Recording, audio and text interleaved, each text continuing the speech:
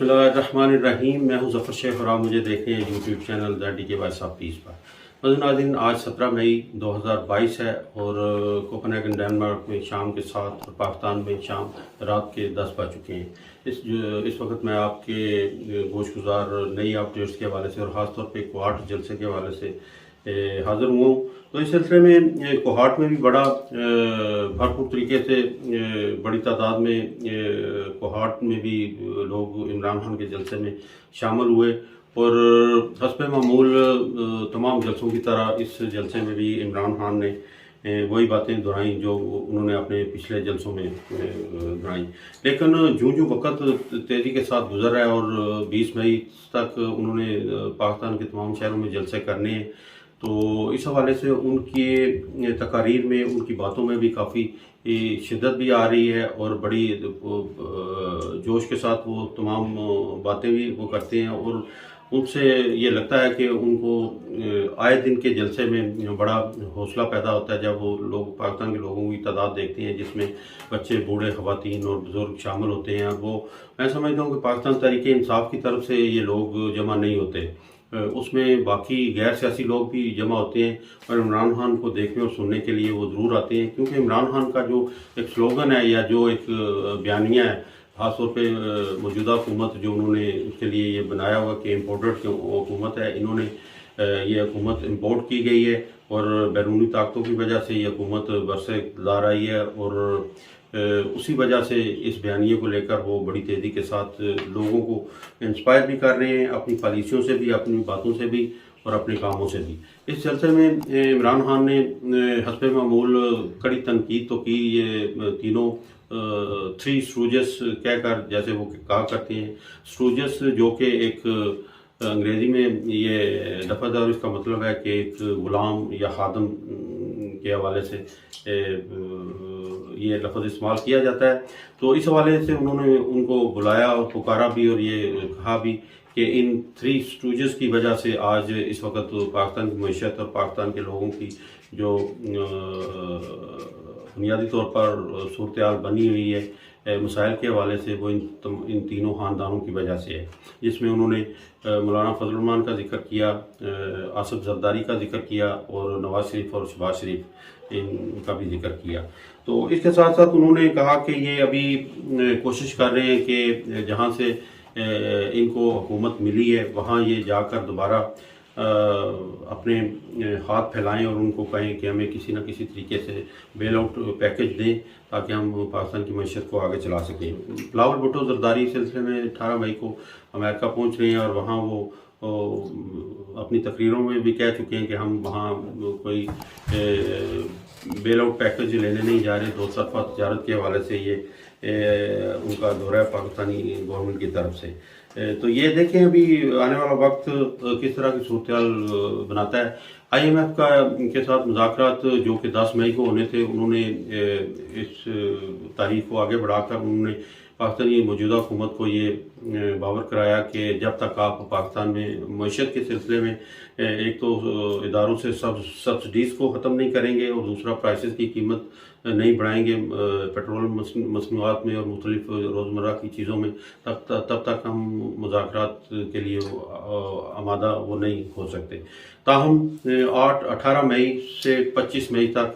ये मुज़ाकरात कतर के शहर दोहा में होने जा रहे हैं और हुकूमत की तरफ से ये कोशिश होगी कि वो इन मुज़ाकरात में कुछ ना कुछ जो इमदादी पैकेज या कोई बेल आउट पैकेज जिससे मईशत को थोड़ा हौसला हो और पाकिस्तानी मईशत को सहारा हो करने के लिए वो कोशिश करने जा रहे हैं। तो अल्लाह करे चलें इसी तरह हो। और इमरान खान ने ये भी बताया अपने जलसों में कि उन्होंने अपने टेन्योर में, अपने दौर में काफ़ी सारे इस्लाहात भी की और लोगों के लिए काफ़ी रिलीफ भी के तौर पर भी मुख्तलिफ वादे भी किए और जिनमें मैं अगर जिक्र करना चाहूँ, डैम का उन्होंने कहा कि 50 साल के बाद हमने अपने दौरे हुकूमत में 5 जगहों पर डैम बनाने की कोशिश की, शुरू कर दी है, जो कि अभी ज़ेर तामीर हैं। अभी देखते हैं मौजूदा हुकूमत या इसके बाद आने वाली हुकूमत इन डैम को पाया तकमील तक पहुँचाती है या क्या होता है। इसके साथ साथ रशिया के हवाले से उन्होंने कहा कि हमने ये जब हमारी रजीम को चेंज किया गया, तब्दील किया गया, उस वक़्त हमारा रूस से मुआहदा हो चुका था तेल का, पेट्रोल का, गैस, डीज़ल का और गंदम का, और ये मुआहदा 30% कम कीमतों पर किया गया था, और वो पाकिस्तान को लाखों टन की सूरत में ये तमाम जो है सहूलियात मैसर होनी थी, लेकिन मौजूदा हुकूमत ने आकर वो मुआहदे भी मनसूख कर दिए।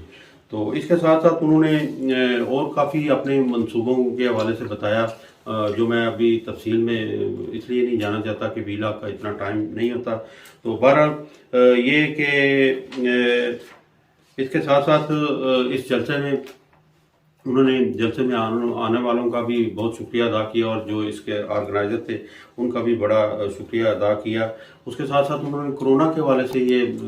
कहा कि कोरोना का जब वक़्त उनके दौरे हुकूमत में आया तो उस वक़्त बाकी दुनिया की तरह पाकिस्तान भी बहुत ज़्यादा इस कोरोना से मुतासर हुआ, लेकिन हमारी खुशकिस्मती है कि हमारी अंदरूनी या दाखिली पॉलिसियों की वजह से, अच्छी और बेहतर पॉलिसियों की वजह से इस कोरोना पर भी हमने काबू पाया, और हमारे पड़ोस के मुल्क की निस्बत हमारे मुल्क में बहुत कम तादाद में अमवात तो हुई, लेकिन उसके लिए हम अल्लाह ताला से दुआ करते हैं कि जो भी अफराद इस कोरोना की वजह से दुनिया से गए उनकी अल्लाह ताला मग़फ़िरत भी करे। और इस वजह से हमारा तमाम दुनिया के ममालिक में 5वें नंबर पर पाकिस्तान आया, जिन्होंने कोरोना के हवाले से बेहतर पॉलिसियाँ दी, जिनकी वजह से पाकिस्तान में इस हद तक अमवात भी नहीं हुई और मुतासर भी नहीं हुआ। लेकिन इस वक्त कोरोना की सूरत हाल ये है कि अभी दोबारा एशियाई ममालिक में ये ओमिक्रॉन के साथ मिलता जुलता कोई नया वेरिएशन भी अभी आ चुका है, जिसकी वजह से एशियन ममालिक में कोरिया, जिसमें ये सुना जा रहा है कि वहाँ फ़ौज को भी तलब किया गया है इस कोरोना पर काबू पाने के लिए, या इस कोरोना के हवाले से SOPs को फॉलो कराने के लिए लोगों को। तो बहरहाल ओवरसीज़ के हवाले से उन्होंने बताया कि ओवरसीज़ अरबों डॉलर का रेमिटेंस सालाना हमें भेजते हैं, जिसकी वजह से पाकिस्तान की मईशत जो है वो उसका पहिया चलता है। तो अगर ये मौजूदा हुकूमत ये अभी दावे कर रही है, ये बयान दे रही है, ये कह रही है कि इलेक्शन इस्लाहत करने से पहले या नैब इस्लाहत करने से पहले हम इलेक्शन का ऐलान नहीं कर सकते। तो इस्लाहत क्या उन्होंने करनी है, नैब में जितने भी इस दोनों या तीनों जमातों के केसेस हैं उनको कोशिश की जा रही है कि उनको ख़त्म करवाएं और उसके बाद फिर इलेक्शन की तरफ जाएं, क्योंकि नैब ऑर्डिनेंस के ज़रिए भी मौजूदा हुकूमत जो है वो नैब के चेयरमैन को गैर फाल करने की कोशिश करने जा रही है। लेकिन देखिए आने वाला वक्त किस तरह का होता है। इसके साथ साथ ओवरसीज़ के हवाले से उन्होंने कहा कि एक तो उनके वोट का हक जो हमने उनको दिलवाया था, एक तो वो ख़त्म करने जा रही है, और दूसरा EVM machine, electronic voting machine के हवाले से भी। इलेक्ट्रॉनिक वोटिंग मशीन चलें इस इलेक्शन में अगर इस्तेमाल नहीं होती, लेकिन इसको अगर पाइपलाइन में रख दिया जाए तो वो अगले इलेक्शन में भी ये इस्तेमाल की जा सकती है। लेकिन ओवरसीज़ के वोट का हक अगर ये मौजूदा हुकूमत ख़त्म करने जा रही है तो ये बहुत बड़ी हमाकत होगी इस मौजूदा हुकूमत की। तो हम समझते हैं कि ओवरसीज़ हमारी रीढ़ की हड्डी है, जिसकी वजह से पाकिस्तानी मैशत का पहिया चलता है, और ज़ाहिर है अगर ये उनको महरूम करेंगे तो लाजमी बात है। और पिछले दिनों में ये कुछ इस तरह से भी हुआ कि जब ये सुना गया मौजूदा हुकूमत की तरफ से कि इसको रिव्यू कर रही है ओवरसीज़ के वोट के हक़ को, तो उसी वक्त रोशन डिजिटल अकाउंट जो इमरान खान की हुकूमत ने बनाया हुआ था, अवेल किया हुआ था ओवरसीज़ के लिए, उसमें काफ़ी तादाद में बहुत ज़्यादा डॉलर जो हैं उनकी कमी हुई। ज़ाहिर है अगर ओवरसीज़ ये कर देंगे इस तरह, अगर वो पाकिस्तानी मैशत को मुतासर करेंगे तो ये पाकिस्तान के लिए भी और पाकिस्तान के लिए के लोगों के लिए भी अच्छा नहीं होगा। उसके साथ साथ उन्होंने आखिर में वही दोहराया कि जब भी मैं आप लोगों को कॉल दूँ तो आप ये समझें कि ये आप सियासी तहरीक के साथ नहीं इस्लामाबाद की तरफ आ रहे हैं, बल्कि ये एक जात के लिए आ रहे हैं और हकीकी आज़ादी के लिए आ रहे हैं। उन्होंने मिसाल भी दी कि 73 साल पहले जब पाकिस्तान की तहरीक के आज़ादी की जो तहरीक चली थी, उसमें बहुत बड़ी तादाद में लोगों ने अपने जोश व खरोश से हिस्सा लिया था, लेकिन ये अभी हकीकी आज़ादी के लिए आप निकलेंगे और आप इस्लामाबाद की तरफ ज़रूर आएँ और कोशिश करें कि मौसम जिस तरह का भी हो, लेकिन आपने घबराना नहीं है और आपने इस्लामाबाद की तरफ मार्च करना है। इसी तरह बाकी बातें भी उन्होंने रवायती जो अपने जलसों में वो करते हैं उन्होंने कहा, और अपने रेटोडिक के हवाले से, जुर्माने के हवाले से भी उन्होंने कहा कि ये भी हमने नेगोशिएशन से माफ़ कराया। तुर्की से भी जो एक 200 अरब रुपए का जो एक तावान था या जुर्माना था, उसको भी तुर्की के सदर तैयब एर्दोगान से नेगोशिएट करके वो भी ख़त्म कराया। और इसी तरह कतर से जो मुआहदे थे वो भी बड़े आसान और आसान शराइत पर इनको ख़त्म करवाया, पाकिस्तान का इसमें फ़ायदा भी करवाया। तो ये सारी सूरत-ए-हाल थी और इमरान खान ने वही आखिर में कहा कि अगर आप अपने दिल से, दिमाग से खौफ को ख़त्म कर दें,